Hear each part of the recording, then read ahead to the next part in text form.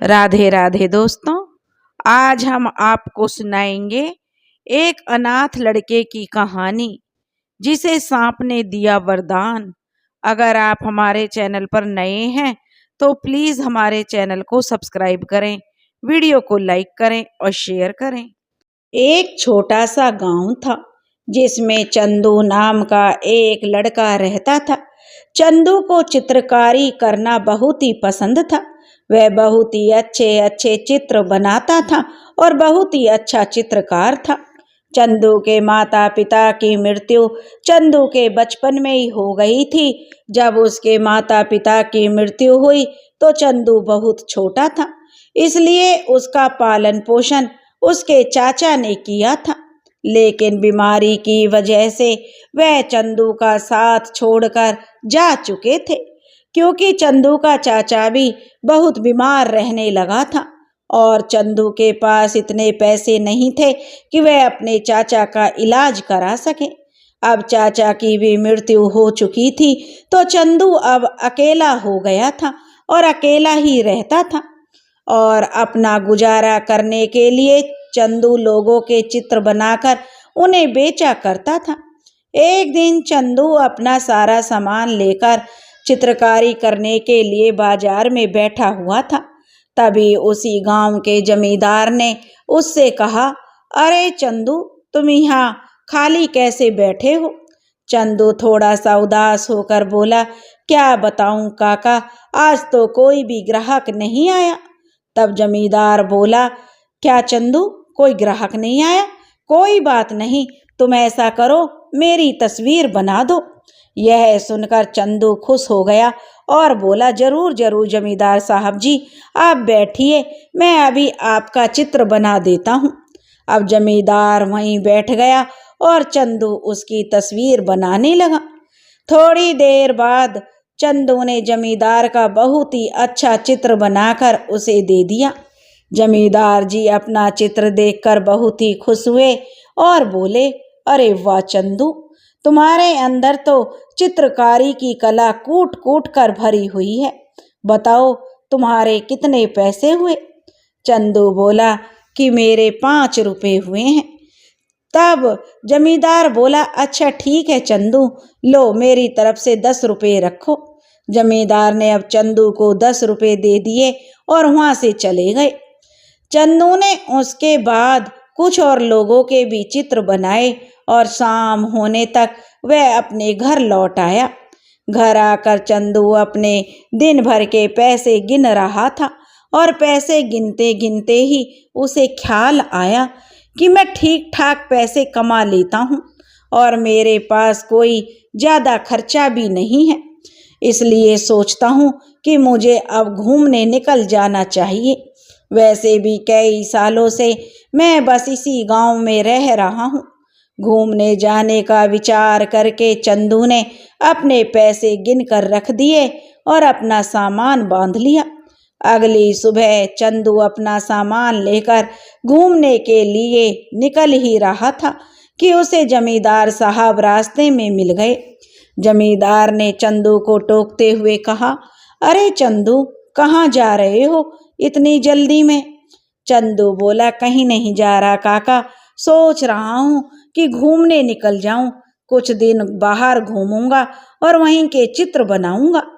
जमींदार बोला, यह तो बहुत अच्छा विचार है चंदू, तो तुम्हारा बहुत बढ़िया विचार आया तुम्हें, लेकिन तुम घूमने कहाँ जा रहे हो?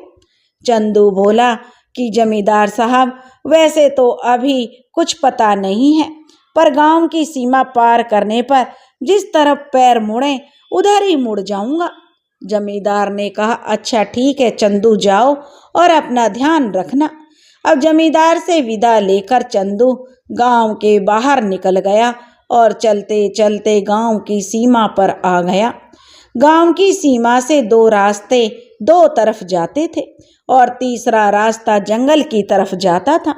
अब चंदू वहीं खड़े होकर सोचने लगा, इन दोनों रास्ते से तो गांव में जाना है और गांव में जाने से तो अच्छा है कि मैं यह देख लूं कि यह तीसरा रास्ता जो जंगल के पार जाता है उसमें भला क्या है। जंगल खत्म होने पर कौन सा गांव या नगर आएगा। ऐसा सोचकर चंदू जंगल में चला गया। जंगल बहुत ही घना और गहरा था, यानी बहुत बड़ा था। काफी देर तक चलने के बाद सुबह से शाम हो गई, सूरज भी ढल चुका था, लेकिन जंगल जो था कि वह खत्म होने का नाम ही नहीं ले रहा था।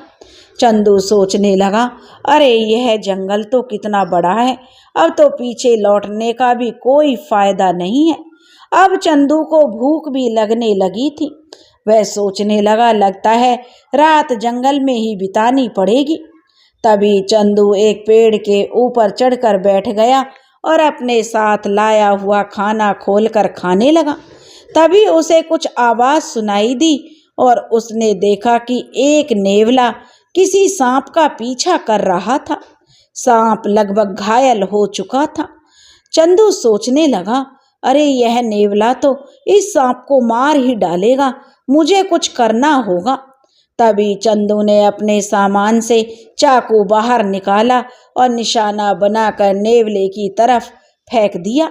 चाकू लगने से नेवला तो वहीं मर गया और उस सांप के प्राण बच गए। सांप भी वहीं उसी पेड़ के नीचे आकर रुक गया और अपने असली रूप में आ गया। सांप का असली रूप देखकर जो चंदू आश्चर्यचकित रह गया। वह सोचने लगा, हे भगवान, यह क्या है? यह सांप इंसान कैसे बन गया? सांप ने चंदू से कहा कि हे मनुष्य, मैं एक इच्छाधारी नाग हूँ और तुम्हारा बहुत बहुत धन्यवाद। तुमने आज मेरे प्राण बचाए हैं, तुमने मेरी मदद की है। चंदू बोला, देखो यह तो मेरा फर्ज था। तब इच्छाधारी नाग बोला कि मैं तुमसे बहुत खुश हूँ और तुम्हें कुछ देना चाहता हूँ। चंदू बोला कि हे नाग देवता, अगर तुम मुझे कुछ देना चाहते हो तो इच्छाधारी नाग ने कहा, हाँ हाँ मांगो, तुम क्या मांगते हो? तब चंदू बोला, हे नाग देवता, मैं क्या मांगूंगा? पैसों की कमी तो नहीं है मेरे पास, मैं एक चित्रकार हूँ, मैं भला क्या मांग सकता हूँ? तब उस इच्छाधारी नाग ने कहा, अच्छा तुम चित्रकार हो, ठीक है, तो मैं तुम्हें वरदान देता हूँ। अगर तुम चाहो कोई तुम्हारे वश में हो जाए तो तुम बस उसका चित्र बना देना। चित्र बनते ही वह तुम्हारे वश में हो जाएगा। चंदू बोला, अरे नाग देवता, यह आपने कैसा वरदान दे दिया है? इस तरह तो मेरा हर ग्राहक मेरे वश में हो जाएगा। तब उस इच्छाधारी नाग ने कहा कि अरे नहीं नहीं, सिर्फ वही जिसे तुम चाहोगे वही तुम्हारे वश में होगा। तुम इच्छा करो कि वह तुम्हारे वश में हो जाए, तब वह तुम्हारे वश में हो जाएगा और तुम उसका चित्र बनाओ, तभी वह तुम्हारे वश में होगा। चंदू बोला, अच्छा ठीक है नाग देवता, मैं समझ गया और तुम्हारा बहुत बहुत शुक्रिया। इच्छाधारी नाग ने कहा कि अब मैं चलता हूँ, लेकिन अपने वरदान के बारे में तुम किसी को बताना मत। तब चंदू बोला, ठीक है नाग देवता, और नाग देवता फिर वहाँ से चले गए और चंदू उसी पेड़ पर सो गया। सुबह उठने के बाद वह उठा और जंगल पार करने के लिए निकल पड़ा।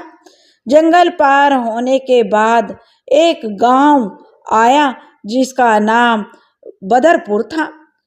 उस गांव में जब वह पहुंचा तो उस गांव के लोग बहुत ही अच्छे थे, लेकिन जो साहूकार वहाँ का था उसके आतंक से सभी गांव वाले परेशान रहते थे। अब क्योंकि चंदू को भी भूख लग रही थी, तभी वहाँ एक हलवाई की दुकान पर जाकर चंदू कहने लगे, अरे भैया, खाने के लिए कुछ मिलेगा क्या? हलवाई बोला, अरे भैया, दुकान ही हमने खिलाने के लिए खोली है, बता क्या खाओगे? गर्मा गर्म समोसे और जलेबी खाओगे क्या? चंदू बोला, हाँ हाँ भैया, जरूर लाइए। हलवाई ने चंदू को गर्मा गर्म समोसे और जलेबी दे दी। चंदू ने भी बहुत ही स्वाद लेकर खाया और फिर पैसे निकालकर उस हलवाई को दे दिए। चंदू वहाँ से जाने लगा कि तभी वहाँ पर वही साहूकार अपने कुछ आदमियों को लेकर आ गया जो कि बहुत ही दुष्ट था। और उस हलवाई को धमकाते हुए कहने लगा, अरे ओ हलवाई, आखिर कितने दिन और मुझसे नजर चुराओगे? लाओ अब मेरे पैसे लौटा दो, जो कर्जा तुमने लिया था। हलवाई ने कहा, हाँ हाँ सेठ जी, मैं आपके पैसे लौटा दूंगा। मैं यहाँ से कहीं नहीं भाग रहा हूँ, आप चिंता मत कीजिए, बस कुछ दिन का और समय दे दीजिए। तब वह साहूकार बोला, ठीक है, मैंने तुम्हें अपनी बेटी की शादी होने तक का समय देता हूँ। उसकी शादी के बाद तुमसे वसूली करने आऊँगा। अगर पैसे नहीं मिले तो फिर तुम इस दुकान को खाली कर देना। तब उस हलवाई ने कहा, सेठ जी, यह तो बहुत कम दिन है, आपकी बेटी की शादी तो 4 दिन बाद ही है। तब वह साहूकार बोला, मैं तो 2 दिन देने का विचार कर रहा था हलवाई, लेकिन मैं अभी बहुत व्यस्त हूँ, इसलिए तुम्हें 4 दिन दे रहा हूँ। ध्यान रखना, मैं 4 दिन के बाद वापस आऊँगा। और साहूकार उस हलवाई को धमकी देकर चला गया। अब चंदू के मन में साहूकार के बारे में जानने की इच्छा हुई। वह बोला हलवाई से, अरे काका, यह कौन थे? तब हलवाई बोला, भैया, यह इस गांव का साहूकार है। मजबूरी में लोग इससे कर्जा ले लेते हैं और फिर यह उसके बाद मनचाहा ब्याज लगाकर लोगों को लूटता रहता है। चंदू बोला कि काका, यह तो बहुत ही गलत बात है, लोग इसका विरोध क्यों नहीं करते? तब हलवाई ने कहा, अरे भैया, लोग विरोध करें भी तो क्या, इतना ताकतवर है यह कि इसके सामने किसी का मुंह ही नहीं खुलता। चंदू बोला, अच्छा काका, ठीक है, मैं चलता हूँ। और चंदू वहाँ से फिर बाजार में घूमने लगा और घूमते हुए वह एक लड़के से टकरा गया, जिससे उसकी चित्रकारी का सामान नीचे गिर गया। वो लड़का बोला, अरे माफ़ करना भाई, मैंने तुम्हें देखा नहीं, तुम्हारे तो सारे रंग फैल गए हैं। चंदू बोला, कोई बात नहीं भैया, मैं नए रंग ले लूँगा। लड़के ने पूछा, तुम इन रंगों का क्या करते हो? तब चंदू ने कहा कि मैं एक चित्रकार हूँ और लोगों की तस्वीरें बनाता हूँ। तब वह लड़का बोला, अरे तब तो मैंने तुम्हारा बहुत नुकसान कर दिया, आओ भाई मेरे साथ, मैं तुम्हें रंग दिला देता हूँ। चंदू बोला, अरे नहीं नहीं भाई, इसकी कोई ज़रूरत नहीं है। तब वह लड़का कहने लगा, अरे भाई भी कहते हो और भाई की बात भी टालते हो, अब तो तुम्हें मेरे साथ चलना होगा। चंदू भी मुस्कुराते हुए बोला, ठीक है चलो। और चंदू उस लड़के के साथ रंगों की दुकान पर चला गया और उस लड़के ने चंदू को रंग दिला दिए। लड़के ने कहा कि मेरा नाम विजय है और तुम इस गांव के तो भाई लगते नहीं हो, कहाँ से आए हो और तुम्हारा नाम क्या है? चंदू बोला, मेरा नाम चंदू है और मैं रतनपुरी गांव से आया हूँ और घूमने के लिए निकला हूँ। तुम क्या करते हो? विजय बोला, मैं किसान हूँ, खेती करता हूँ, जल्दी ही मेरी शादी होने वाली है, तुम मेहमान हो मेरे, अब तुम्हें मेरी शादी तक रुकना होगा। चंदू बोला, अरे मेरी योजना इतने दिन रुकने की नहीं है भाई। विजय बोला, यहाँ 4 दिन बाद ही मेरी शादी है, पूरा गांव आएगा, आखिर यहाँ के सेठ की बेटी से मेरी शादी हो रही है। तब चंदू बोला, लेकिन तुम खुश नजर नहीं आ रहे भाई, क्या बात है? तब जो विजय ने कहा, क्या बताऊं भाई, अब मेरी शादी जो सेठ जी की बेटी के साथ जबरदस्ती की जा रही है। सेठ जी अपनी बेटी से जबरदस्ती मेरी शादी करवा रहा है। तब चंदू बोला, पर तुम मान कैसे गए? विजय थोड़ा सा उदास होकर बोला, दरअसल भाई, मेरे पिताजी ने किसी जमाने में उस साहूकार से उधार लिया था और वही उधार अब इतना बढ़ गया है कि खेत बेचकर भी नहीं चुक सकता, यानी उसका कर्जा अभी भी हमारे ऊपर है, इसलिए साहूकार मुझसे अपनी बेटी से शादी करने को कहता है। चंदू बोला, लेकिन भाई यह तो गलत बात है। विजय बोला, कर भी क्या सकते हैं, खैर चलो, तुम्हें मैं अपना घर दिखाता हूँ। और विजय चंदू को अपने घर ले आया और बोला, दोस्त, यह मेरा घर है और मेरी शादी तक अब तुम यहीं रहोगे। चंदू बोला, और तुम्हारे माता पिता वो कहाँ हैं? तब विजय बोला कि मैं अकेला ही रहता हूँ। काफी समय पहले मेरे माता पिता का देहांत हो चुका है। चंदू बोला, अरे दोस्त, तुम्हारा भी वही मेरी तरह हाल है, शायद इसीलिए भगवान ने हमें मिलाया है। विजय ने कहा, अच्छा, तुम आराम करो दोस्त, और मैं खेत पर जा रहा हूँ। चंदू बोला, ठीक है दोस्त, मैं आराम तो नहीं करना चाहता अभी। यहाँ आसपास कोई अच्छी जगह है क्या? विजय बोला, हाँ, तुम झरने के पास चले जाना, वहाँ बहुत अच्छा लगता है। मैं और जो मैना वहीं जाते हैं। और चंदू चौंक कर कहने लगा, ये मैना कौन है? विजय बोला, बताऊंगा फिर कभी। और फिर विजय वहाँ से चला गया और चंदू अपनी चित्रकारी का सामान उठाकर उस झरने के पास आ गया। उसने वहाँ देखा तो सच में बहुत ही सुंदर नज़ारा था। अरे, चंदू कहने लगा, कितना सुंदर नज़ारा है, वाह, बहुत ही सुंदर, यहाँ की तस्वीर बना लेता हूँ। और चंदू अपना सामान निकालकर वहाँ बैठकर चित्रकारी करने लगा। आधी तस्वीर बना चुका था चंदू, तभी पीछे से किसी लड़की ने कहा, अरे वाह, कितनी सुंदर तस्वीर है, तुम चित्रकार हो? चंदू बोला, नहीं, मैं डाकू हूँ, और यह लाल रंग खून है। उस लड़की ने हंसते हुए कहा, कितना अच्छा मजाक करते हो तुम सच में बहुत अच्छी तस्वीर बना रहे हो। क्या तुम लोगों की भी तस्वीर बनाते हो? चंदू बोला, हाँ, बना देता हूँ। लड़की बोली, तो फिर मेरी भी तस्वीर बनाओ। चंदू बोला, ठीक है, आगे आकर बैठो। चंदू ने लड़की को सामने बैठाया और उसकी तस्वीर बनाने लगा। वह उस लड़की की मुस्कुराहट में खोता जा रहा था, और जब तक उसने तस्वीर बनाई तब तक वह लड़की को मन ही मन पसंद कर चुका था। तस्वीर बनाने के बाद उसने उस लड़की को तस्वीर दिखाई तो वह लड़की बोली, अरे वाह, यह कितनी खूबसूरत तस्वीर है। वह बोली, क्या तुम रोज आते हो यहाँ? चंदू बोला, हाँ, रोज आता हूँ। लड़की ने कहा, तो ठीक है, मैं भी रोज यहाँ आऊँगी और तस्वीर बनवाने के लिए। चंदू बोला, तो ठीक है। लड़की ने पूछा, लेकिन तुम्हारा नाम क्या है? चंदू बोला, मेरा नाम चंदू है। तब वह लड़की बोली, मेरा नाम सीता है और मैं यहीं पास में रहती हूँ। चंदू बोला, ठीक है, मैं तुम्हारा इंतजार करूँगा।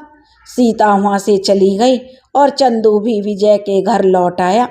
उसके हाथ में झरने की तस्वीर देखकर विजय बोला, अरे वाह दोस्त, कमाल की तस्वीर बनाई है तुमने तो, और मैं अपने घर की दीवार पर इस तस्वीर को सजाऊंगा। चंदू बोला, अच्छा, तो फिर आओ, चलो एक तस्वीर मैं तुम्हारी भी बना देता हूँ। विजय बोला, अरे नहीं नहीं भाई, आज तो मैं बहुत थक गया हूँ, कल बना देना।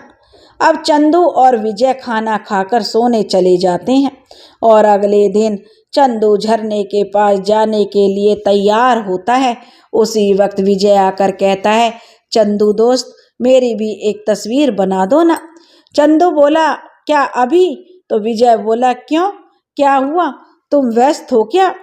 चंदू बोला, नहीं नहीं दोस्त, दोस्त के लिए व्यस्त नहीं हो सकता मैं अभी बना देता हूँ तुम्हारा चित्र। और चंदू ने विजय की तस्वीर बनानी शुरू कर दी। बहुत देर मेहनत के बाद उसने विजय की तस्वीर बनाकर विजय को दे दी। विजय अपनी तस्वीर देखकर बहुत खुश हो गया और बोला, अरे वाह, क्या तस्वीर बनाई है दोस्त तुमने, सच में बहुत ही शानदार है। तब चंदू बोला, अच्छा, अब मैं चलता हूँ दोस्त, झरने के पास आनंद आता है मुझे। अब चंदू भागता हुआ झरने के पास जा पहुंचा और उसे आता हुआ देखकर सीता ने मुंह फुला लिया और बोली, अरे मुझे माफ़ करना जरा, मेरे दोस्त ने मुझे रोक लिया था। चंदू कहने लगा, माफ़ करना, तुम्हें मेरा इंतजार करना पड़ा। सीता बोली, मैं नाराज हूँ, मुझसे बात मत करो। चंदू बोला, अरे ऐसा मत कहो, देखो अब तुम मुस्कुरा दो, नहीं तो मैं इस तरह तुम्हारी तस्वीर बना दूंगा और गांव में सबको दिखा दूंगा कि गुस्से में सीता कैसी लगती है। अब चंदू की बात सुनकर सीता हंसने लगी और उसका गुस्सा भी शांत हो गया। 2-3 दिन में ही चंदू और सीता की बहुत अच्छी दोस्ती हो गई। 4 दिन भी जल्दी ही बीत गए और चंदू सीता से मिलने के लिए रोज झरने के पास जाने के लिए निकल ही रहा था कि तभी विजय ने उसे रोकते हुए कहा, चंदू कहाँ जा रहे हो? आज तो मेरी शादी है। चंदू बोला, हाँ जानता हूँ दोस्त, आज तुम्हारी शादी है, मैं बस अभी आया। चंदू रास्ते में जा रहा था और मन ही मन सोच रहा था, आज तो सीता से अपने दिल की बात कह ही दूंगा। अब चंदू झरने के पास आ पहुंचा, लेकिन सीता उसे वहां नजर नहीं आई। चंदू वहां काफी देर तक सीता का इंतजार करता रहा और दोपहर को जो विजय के घर वापस लौट आया, उसने देखा विजय किसी से बात कर रहा था। कह रहा था, मैं भी मजबूर हूँ। अगर मैंने तुमसे शादी की तो मेरे हाथ से यह घर और खेत दोनों चले जाएंगे और तुम्हारे बाबा एक गरीब से तुम्हारी शादी कभी नहीं करवाएंगे। उन दोनों की बातें सुनकर चंदू उनके पास आया और बोला, क्या बात है दोस्त, यह कौन है? तब विजय ने कहा कि चंदू, हम दोनों एक दूसरे से बहुत प्रेम करते हैं और विवाह करना चाहते हैं, लेकिन यह साहूकार के कारण हम दोनों एक दूसरे से दूर हो रहे हैं। चंदू बोला, साहूकार की बेटी, क्या वो इस बारे में जानती है? विजय बोला, नहीं चंदू, वह इस बारे में कुछ नहीं जानती।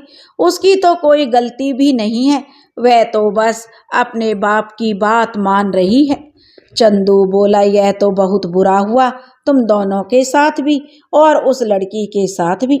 अब विजय बोला, भाई हमारे पास तो कोई और रास्ता भी नहीं है, मैं अब क्या करूं? अब मेरी समझ में तो कुछ आ नहीं रहा। तभी चंदू को अपने वरदान के बारे में याद आया। वह कहता है कि तुम चिंता मत करो, मैं कुछ करता हूँ। विजय चौंक कर बोला, भाई तुम ऐसा क्या करोगे? तुम्हें तो साहूकार जानता भी नहीं है। चंदू बोला, तुम उसकी चिंता मत करो, बस देखते जाओ मैं क्या करता हूँ। मैं अपने दोस्त को दुखी नहीं देख सकता। इतना कहकर चंदू ने अपनी चित्रकारी का सामान लिया और बाहर निकल गया और रास्ते में उसे फिर सीता मिली, जो उसे रोक लेती है। सीता कहती है कि मुझे अभी एक बहुत जरूरी काम है, हम कल बात करेंगे सीता से, जो चंदू कहता है। सीता कहती है, क्या बात है सीता, तुम चिंता में क्यों हो? चंदू पूछता है, सब ठीक तो है ना? सीता रोते हुए कहती है कि दोस्त कुछ भी ठीक नहीं है। चंदू से कहती है, चंदू आज मेरी शादी है और मैं किसी और को पसंद करती हूँ। सीता की बात सुनकर चंदू के कदम रुक गए और वह बोला कि सीता तुम किसे पसंद करती हो? सीता बोली कि देखो चंदू, मैं तुम्हें पसंद करती हूँ। यह सुनकर चंदू हैरान रह गया और बोला, क्या तुम्हारी शादी किससे हो रही है? तब सीता बोली, मेरे पिता इस गांव के साहूकार हैं, उनके सामने कोई भी बोलने की हिम्मत नहीं करता, फिर मैं तो उनका फैसला टाल ही नहीं सकती। लेकिन तुमसे मिलने के बाद मुझे एहसास हुआ है चंदू कि मैं तुम्हें पसंद करती हूँ और तुमसे शादी भी करना चाहती हूँ। चंदू झट से कहने लगा, कहीं तुम्हारी शादी विजय से तो नहीं हो रही है? सीता बोली, हाँ विजय से ही हो रही है, लेकिन मैं तुमसे शादी करना चाहती हूँ चंदू। तब चंदू ने कहा कि तुम चिंता मत करो सीता, मेरे पास एक रास्ता है, तुम बस अपने पिताजी को मेरे पास उनकी तस्वीर बनाने के लिए ले आओ। सीता हैरान होते हुए बोली, तस्वीर बनाने के लिए? लेकिन क्यों, उससे क्या होगा? चंदू बोला, अरे सीता तुम ज़्यादा सोचो मत, जितना कहा है उतना करो और मुझ पर भरोसा रखो। सीता बोली, ठीक है। सीता अपने घर लौट आई और चंदू साहूकार के घर के सामने ही एक पेड़ के नीचे अपनी दुकान सजाकर बैठ गया। सीता अपने कमरे में आकर बैठ गई और फिर रूठ जाती है। साहूकार जब सीता के पास आता और बोलता है, अरे मेरी प्यारी बिटिया, क्या बात है, आज तो तुम्हारी शादी है और तुम ऐसे मुंह फुलाकर क्यों रूठी हुई हो? क्या हमसे गुस्सा हो या फिर शादी का लहंगा पसंद नहीं आया? सीता बोली, बापू आप इतनी जल्दी मुझे यहाँ से विदा कर रहे हैं, मैं आपको बहुत याद करूँगी। साहूकार बोला, बिटिया याद तो मुझे भी आएगी, लेकिन लड़कियों को तो विदा होना ही होता है, एक न एक दिन उनकी शादी तो करनी ही होती है। तब सीता बोली, पिताजी शादी तो मैं कर लूंगी, लेकिन आपको मेरी एक बात माननी होगी। साहूकार बोला, कौन सी बात बिटिया? तब सीता बोली, पिताजी देखो बाहर एक बहुत अच्छा चित्रकार बैठा है, आप उससे अपनी एक तस्वीर बनाकर मुझे दे दीजिए। बापू मैं अपने ससुराल में उसे अपने साथ लेकर जाऊंगी। साहूकार बोला, अच्छा बस इतनी सी बात, हम तस्वीर बनवा कर भिजवा देंगे बिटिया। तब सीता बोली, नहीं पिताजी मुझे अभी ही तस्वीर अभी चाहिए, आप अभी जाइए उसके पास, नहीं तो मैं कभी यहाँ नहीं आऊँगी शादी के बाद।